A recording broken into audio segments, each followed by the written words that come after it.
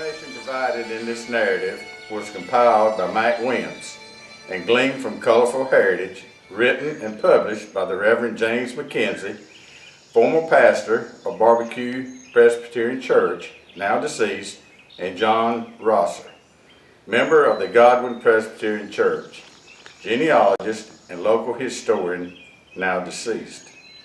John also compiled a list of all the occupied grave sites at Old Bluff. This information, not presently updated, is now listed on the Cumberland County website. Other information was obtained from sessional records and conversations with present and former members over the years.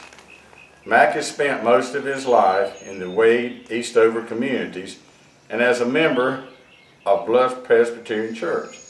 He has a passion for local history and visiting old churches and cemeteries.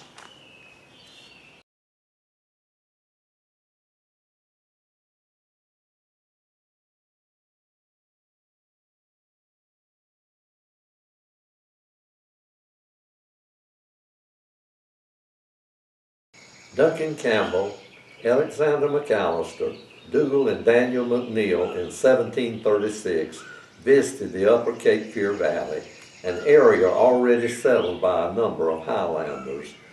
They returned 3 years later and reported that land was both free or cheap, and that 2 crops a year could be cultivated and you could eat apples off of a tree with your hands behind your back. This excited the poor people of Argyll, the Kintyre Peninsula, and the Isle of Jura and Islay. Many Highland Scots were poor tenants on land owned by the clan chief, and the word clan means family. The tenants farmed the land, tended the stock, mostly sheep, and served as soldiers in battles between other clans. They had a desire to own land themselves. Independent by nature, they wanted to determine for themselves decisions concerning their everyday lives rather than having this done by the clan chief. Hearing that land was free in America and that Highlanders were already settling in the upper Cape Fear Valley encouraged them to consider taking advantage of the free land offer, and some who could afford passage formed a colony which was known as the Argyll Colony, and made plans to sail to North Carolina in the summer of 1739. The Argyll group, being devout Presbyterians, wanted a Presbyterian minister to sail with them, and the group asked the Argyll Presbytery to assign one. Presbytery took no action, so they sailed without a minister.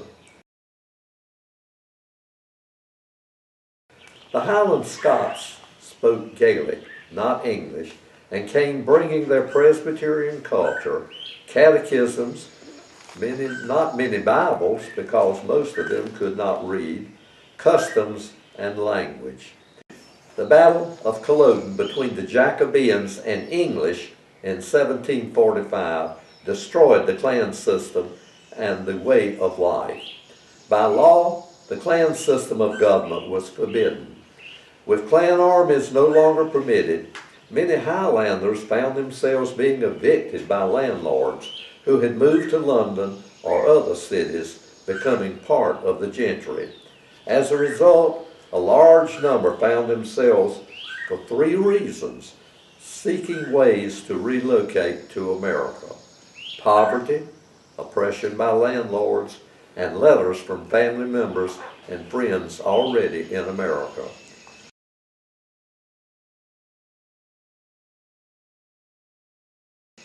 Shortly after arriving in America, the Argyll colony had made a request to the Presbytery of Philadelphia to send a minister to the area. Finally, Hugh McAden, a Presbyterian minister, was sent. He was not a Highlander, but from Glasgow, and spoke no Gaelic. The Highlanders neither spoke nor understood English. So glad to have a Presbyterian minister in their midst, however, they came from far and wide to listen to a sermon of which they understood not a single word. McAden wrote in his diary, "The worst singers I've ever heard, yet they were very much obliged that I came, though alas, I'm afraid it was all hypocritical." He also noted that they celebrated for several days, enjoying food and drink, probably scotch, even into the late evening, making sleep impossible for McAden. It was obvious to the Presbytery of Philadelphia that any minister sent to the area had to be able to speak Gaelic. The Reverend James Campbell became a likely choice.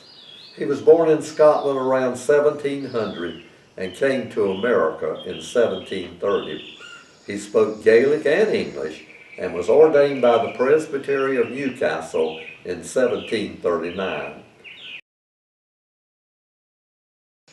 Now, Campbell signed a contract on October the 18th, 1758, for the sum of £100 per year in good and lawful money of North Carolina to preach for 3 congregations. All 3 were located on the west side of the Cape Fear River. Barbecue Creek, its location, later just called Barbecue and located in present-day Harnett County, and Long Street, located then and now on the Long Street, but now on Fort Bragg, no longer an active congregation, but with a church building built in the 1740s and a cemetery maintained today by the U.S. Army. Rogers Meeting House was the first congregation of the 3 to erect a permanent building, and of course it was of logs. By 1780, Rogers Meeting House congregation had more members residing on the east side of the Cape Fear than on the west side. The congregation voted to relocate to the east side of the river, selecting a site on a bluff overlooking the Cape Fear River. They assumed the name Bluff Presbyterian. Campbell earned his £100 a year of lawful money of North Carolina, serving a vast territory that covered most of the present counties of Cumberland, Harnett, Hoke, and Lee, with side visits to Raft Swamp in Robeson County, Purity in South Carolina, and other destitute settlements. Campbell was not the first Presbyterian minister to come to the area, but he was the first in North Carolina to establish permanent churches with established congregations, 2 active today. Barbecue is the only one still active on the original site. John McLeod arrived in 1770 to assist Reverend Campbell with services to his 3 congregations. By that period of time, trouble was brewing between the American colonies and England, and as a result, the citizens in the American colonies were forced to choose sides. Now, the Tories supported the Crown and Patriots opposed it. Reverend Campbell supported the Patriots and McLeod the Crown, and the congregations were also divided. Generally, the older settlers were Patriots, and the more recent settlers were Loyalists. The situation was so tense that the men of Bluff Presbyterian Church came armed and eyed each other across the aisle during services. Campbell, a staunch revolutionary, prayed one Sunday at Long Street for the success of the Patriots.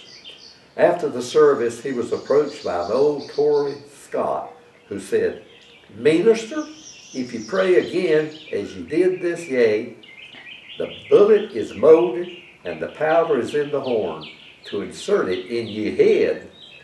By the way, I enjoyed your sermon this morning. The minister knew his people well enough to know that this was a sincere warning given in love by an honest man who saw clearly ahead duty that he so desperately wished to avoid. Campbell was an honest man also and would not allow anyone to dictate the contents of his prayers. Better to step aside and leave his young associate, Reverend McLeod, to carry on. James Campbell never preached again in the Cape Fear Valley. In fact, for a time he quit preaching altogether, and one day he heard a woman swearing, using profanity. Not being common then among women, he was shocked, and he rebuked her. And she replied, "Is it any wonder the devil makes the mouth of a woman to swear when he can stop the mouth of a preacher?" Her words pierced his heart, and he began to preach again, but not in the Cape Fear Valley churches. John McLeod was never a popular minister. Being a polished orator, he was given to fanciful flights of flowery speech. His sermons were far too rich a repast for folks whose taste in preaching was like in food, porridge. Bluff members had minds honed razor sharp in the shorter catechism and thought he didn't stick to his Bible. One Sunday morning, someone interrupted his sermon to take issue, and the whole congregation joined in the discussion. Reverend McLeod, exasperated, said, "I had rather preach to the most fashionable and polished congregations in Edinburgh than the Carls of this church." Now the word Carls means boor in Gaelic. McLeod eventually withdrew, left the area, and was last seen boarding a ship in New York Harbor during the Revolutionary War, bound for England. Now, Bluff Church has 2 communion goblets in their possession, which were presented to the congregations Bluff, Barbecue, and Longstreet. Engraved on the goblets is the following: presented to the congregations in Cumberland County, North Carolina, under the care of the Reverend John McLeod, April 21st, 1775. Local tradition is that they were presented by King George III. Now this is doubtless, since the colonies were really in rebellion. McLeod's family was very wealthy and probably provided the funds needed for their purchase. Mrs. Barbara Hume, formerly of the Department of Archives and History in Raleigh, believes that these cups were made by an American silversmith and are one of only 2 examples in existence of silver made in America prior to the Revolutionary War. By 1780, feeling that his life was drawing to a close, James Campbell returned home to die, accompanied by his elders from the church he had been serving in Guilford County. James Campbell died that same year and is buried on the west side of the Cape Fear in a family cemetery by the grave of his wife, opposite Old Bluff. In 1793, following the Revolutionary War, Reverend Dougal Crawford, who was a deputy chaplain in the British regiment who served in America, resigned his commission and settled in Raft Swamp, Robeson County. He organized a church in that community and then began to preach also at Longstreet, Barbecue, and Bluff. He conducted his services with military precision and with about as much warmth as the changing of the guards. He was not a very social person and not often speaking or conversing with others. He was never happy in Robeson County nor North Carolina, yet he continued to preach at Bluff for a decade. Dougal Crawford, a well-liked minister, was followed by Reverend Angus McDermott, a man with a forceful and decided personality, a good preacher and scholar. He required his parents to teach their children the shorter catechism. On Sundays preceding Sabbath, he would have the children recite it to him. After dinner, the worship service followed and was conducted first in English and then in Gaelic.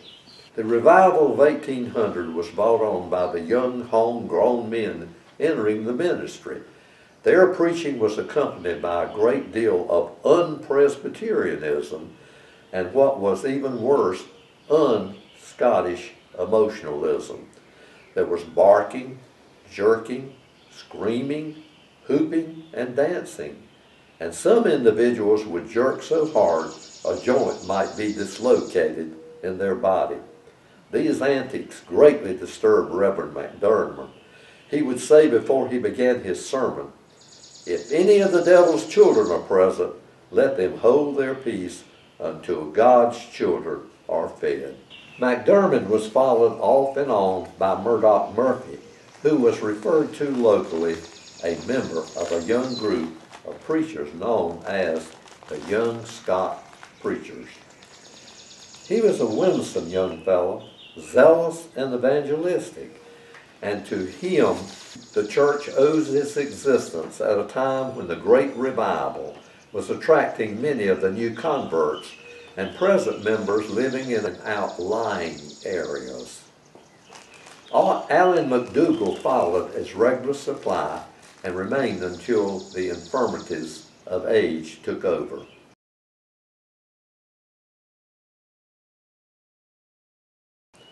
The years passed smoothly for Bluff in the lead-up years to the Civil War. Politically and economically, the South and North were growing further and further apart. The South remained primarily agricultural, and slavery was permitted as one source of labor. It had been outlawed in most of the northern states, and manufacturing, rather than agricultural, was the basis of its economy.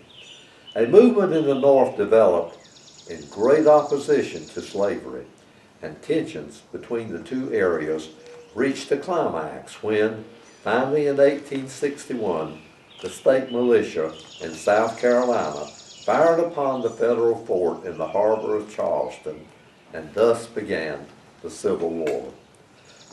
Though both Union and Confederate armies fought and traversed the area surrounding Bluff Church, no mention of the Civil War is made in church records. There is, however, noted that a special collection was made for war widows. A portion of Sherman's army, as it moved from Georgia through the Carolinas, camped on the grounds of Bluff the night of March the 14th, 1865. Their rest was interrupted by shots being fired and the Battle of Ablesboro began. The Reconstruction era was known as a time of hardship for the church and for its members. Church elders were forced to ask for additional financial support from the members. Those that the church felt could contribute more but did not choose to do so were removed from the church roll. This might seem odd today, but tithing was not a church practice at that time. Individuals with considerable resources would be approached to make additional contributions and to do so discreetly. In fact, when collections would be received during services, a bag was attached to a pole to assure that members' giving would be anonymous. Communion was also much less frequent than today, only happening 4 times a year, with wine made by an elder of the church. In order to take communion, members of the church were required to meet with the session on Saturday to determine if they were worthy to receive the sacrament. If deemed worthy, a token was given to be presented as the elements were served. In 1855, the Reverend Daniel McBride became the last of the 3 great Macs whose services to the old mother churches all but spanned the 19th century. He was a powerful preacher with an engaging personality. Reared in Richmond County, at the age of 16, he left the farm to live in Fayetteville with an uncle. He was to be trained by this uncle, a successful merchant, to eventually take over the business. After the death of the uncle and loss of the business in the Fayetteville Great Fire of 1845, he returned home to prepare to enter Davidson College. At a revival where 130 young people were won to Christ, he, after graduating from Davidson College, entered the Theological Seminary in Columbia. From 1855 until 1890, he graced the pulpit of Old Bluff. His ministry is still the longest in the history of Bluff Presbyterian Church. Under his leadership, A new and beautiful sanctuary was erected in time for the meeting of Fayetteville Presbytery on October the 16th, 1858. This was the occasion of the 100th anniversary of Campbell's call and the erection by Presbytery of the Campbell marker in the churchyard. Reverend McBride was the last minister to preach any sermons in Gaelic at Bluff Church. No musical instruments were used in worship services. The song leader used a tuning fork to set the pitch for the congregation to sing hymns. Heating was non-existent. The warm bricks would be heated and wrapped in fabric for use as foot warmers. The coal heaters now at Old Bluff were added in 1929 as the first and only heating source in the church. Still in the sanctuary, they are now not used due to the risk of fire. Outhouses existed in the past, but now porta-johns take their place. Electricity is now only available for a sound system and security. Old Bluff still remains in the pre-electric past. Carbide lamps now seen in the sanctuary were also added in the restoration and now serve as ornamental reminders of early lighting systems. The early church records kept and compiled by the session were lost in a fire at the home of a James Campbell descendant. Baptismal records, however, from 1763 to 1802 are still in existence. These and sessional records from 1853 are preserved and can be viewed on microfilm at the North Carolina Department of Archives and History in Raleigh. Present records are updated by the department periodically. The building at Old Bluff is considered one of the best examples of Greek Revival architecture in the South. Due to the relocation in 1908 by the Bluff congregation, little alterations have been made to the original structure. The building is a wooden structure with a second story being a balcony extending from the pulpit in down both sides and across the back of the church. Slaves were listed as members of the church and seated in the balcony, but eligible to receive baptism and communion. The windows have always been painted and etched with designs on the outer edge, yet few original panes survive to this day due to vandals and the test of time. In 1929, the Old Bluff building was completely restored, additional property added to the site, and a caretaker's home constructed. This was made possible by the donation of funds provided by W.W. Fuller and under the guidance of the Reverend Dr. Angus McQueen, pastor of Bluff Presbyterian Church at that time. Preservation of the Old Bluff property was assured in 1956 as a result of leadership by Pastor Reverend William Brown and the session, with congregational approval, the establishment of a trust fund to maintain the buildings, cemetery, and grounds. As a result of this trust fund, the structural foundation of the sanctuary has been strengthened and the building kept repaired as needed.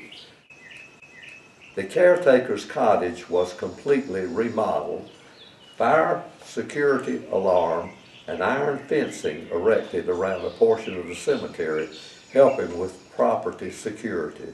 Driveways improved, removal of damaged trees and new trees planted, steps constructed down the bluff of the path to the river, continued beautification of the grounds, with grounds and cemetery maintained year-round.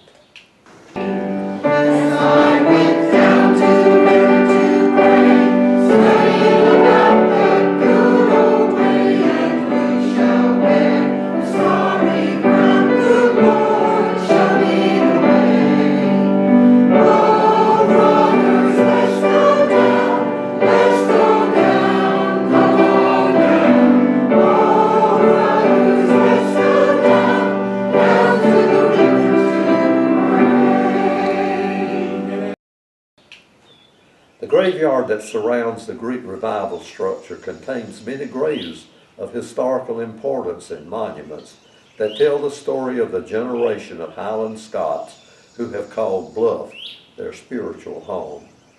The graves of Jamie Smith of Lebanon Plantation House, who wrote a letter on the back of a piece of wallpaper to her cousin describing the Battle of Abelsboro and the effects of this battle to the local residents, is located in the older section of the cemetery. Janie was the third wife of Dr. Robinson. His first was her cousin, her sister his second. All are buried in a row in the Smith family plot. Numerous graves marked and unmarked from the 1700s are found in this older section. The grave of David Marshall Williams, inventor of the carbine rifle used in World War II, is located in the section of the cemetery directly behind the cairn. His workshop, originally located several miles north of Old Bluff, was moved in its entirety to the Museum of History in Raleigh. On October 1858, Presbyterian erected a monument to James Campbell and the first ruling elders of the three sister churches. As previously noted, the monument states that Campbell is buried near this spot. He is actually buried on his plantation in a family cemetery just across the Cape Fear from Old Bluff. The Rose Hill chapter of the DAR erected in the 1930s a monument to Colonel Alexander McAllister, Revolutionary War hero, who was one of the first ruling elders of Bluff Church, along with Hector McNeil, known as Bluff Hector, and Farquhar Campbell. An interesting side note is that Farquhar Campbell's first wife, Isabella, was a sister to Colonel McAllister. A marker has been placed adjacent to the Campbell marker by the session, which lists all the ministers who served Bluff Church from 1758 to 1908. Found on the back of this marker is recognition of W. Fuller, the benefactor who made possible the restoration of the old church in 1929, along with the Reverend William Brown, Pastoral, when Old Bluff Trust Fund was established, and the names of the first Trust Fund committee members. Several years ago, the congregation erected on the church grounds a cairn of remembrance. Cairn in Gaelic means a pile of stones. The erection of cairns by Highland Scots was practiced to mark graves of individuals too poor to afford purchased gravestones. Friends and relatives attending a funeral service would bring a stone to be placed on the grave of the deceased. In the late 1800s and early 1900s, 5 sister churches were organized by former members of Bluff Church: Dunn First Presbyterian, Macmillan Presbyterian, Godwin Presbyterian, and Westminster Presbyterian. Remaining members decided to build a more modern facility and relocate in the village of Wade Station, now known just as Wade. Today, the Old Bluff is a Presbyterian shrine and used only for annual homecomings on the 4th Sunday in September and for funerals and weddings. The building today is referred to as Old Bluff to distinguish it from the building now used by the congregation located in Wade. Each year, the descendants of Scott Highlanders who organize the historic church gather at Old Bluff for a reunion. Bagpipes and kilts may be missing, but there is a gathering of the clans represented by these settlers of 250 plus years ago. Bluff Church and its daughter churches have a distinguished service to those who have lived in the area. Old Bluff today shows the care with which it is cherished. It has been repaired whenever needed, with nothing left undone to preserve it as a treasured heritage for those who come after in future generations. As one looks back today and recalls those who have gone on from Bluff and its daughter churches to serve other communities, reaching even to the four corners of the earth, one will echo the prayer of Kipling. Lord God of hosts, be with us yet, lest we forget, lest we forget.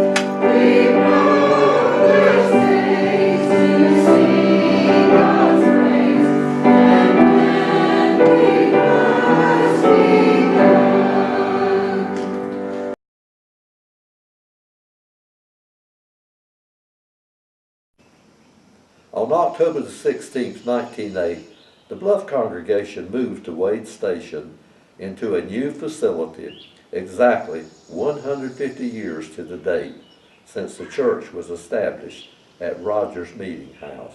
The pulpit furnishings and pews from the old church were moved to the new sanctuary. In 1927, the Wade Church building burned, and the only furnishing saved was one long pew.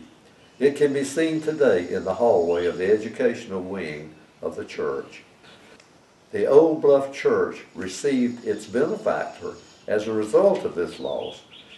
When contacted by Bluff pastor Reverend Dr. McQueen soliciting funds to replace the building in Wade, this benefactor declined, but offered instead restoration of the Old Bluff building, which the congregation eagerly accepted.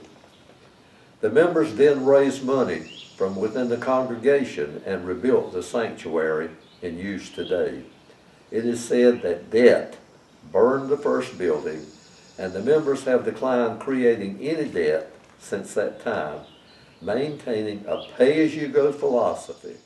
In the 40s and early 50s, Sunday school rooms were added, and in 1987 a fellowship hall was constructed with a larger kitchen, making possible additional educational and social activities.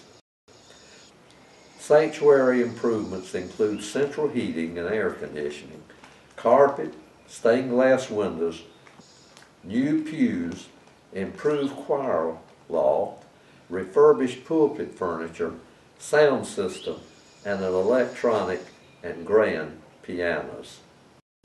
In the 1950s, the congregation called its first full-time pastor the Reverend William Brown. In 1960, a rotational system for deacons was approved by the congregation, giving opportunity for Christian leadership to more members. In 1966, for elders. When the Northern and Southern Presbyterian Church merged, the church incorporated and combined the duties of trustees and deacons into a session increased in membership by 9. The first female elder, Doris Lucas Williams, was ordained in 1972. In 2016, its first female pastor, the Reverend Meg Lindsay Dudley, was installed. Bluff remains an active congregation with vibrant leadership and faithful members supporting its Presbyterian beliefs and following in the Presbyterian heritage begun by Campbell and the founding members at Rogers Meeting House when established on October the 16th, 1758. Sunday morning services begin at Bluff Church in Wade at 10 a.m. with Sunday school followed by worship at 11. The annual homecoming service is held at Old Bluff on the fourth Sunday in September at 11 a.m., followed by dinner on the grounds. Visitors are welcome at both Bluff and Old Bluff. Our community is full of historical sites and points of interest related to the Revolutionary and Civil Wars. A North Carolina scenic byway runs from Fayetteville through the Eastover, Wade, Godwin communities, includes Old Bluff and on through the Avisboro battlefield and continuing to Bentonville, where the largest battle of the Civil War in North Carolina occurred. Included on the Avisboro battlefield are roadside markers and pull-offs giving details of the Battle of the Civil War. A Civil War museum opened from 10 a.m. to 4 p.m. except Sunday and Monday. The Chicora Cemetery, where 50-some unknown soldiers are buried, and 3 plantation houses constructed by members of the Smith family prior to 1835 and used as hospitals during the battle. Barbecue, Bluff, and Lone Street Presbyterian churches and the churches that grew from them have had a significant impact on the history of Cumberland and Harnett counties. All of the churches except Lone Street remain as functional churches with active congregations. If you do not have a church home, we invite you to join Bluff Presbyterian Church or one of the other churches to help you grow in your relationship with Christ and to help the church continue to have a positive impact in your community.